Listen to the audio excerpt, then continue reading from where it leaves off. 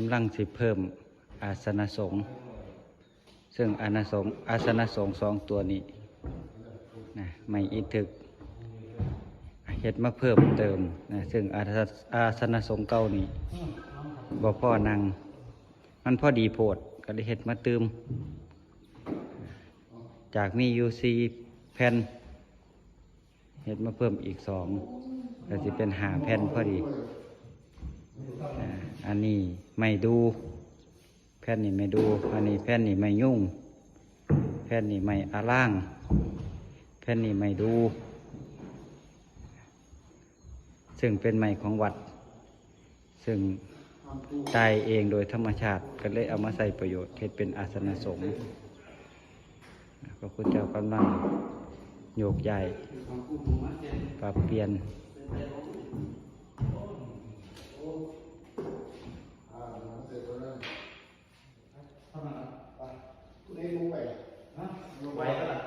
เท่ากับทำความสะอาดไง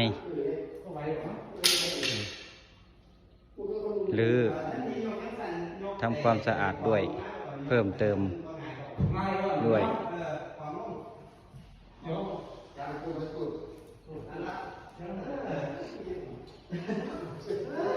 ระวังแอวเด้อครับเด้อหนักพระคุณเจ้าเทื่อนกันได้บ่หรือสั้นไว้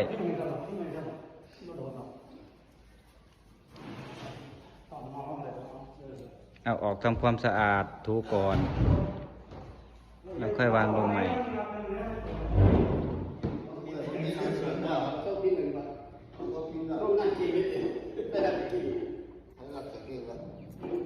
ราคาต้นเกียรติของเบิ้งทั้งหมด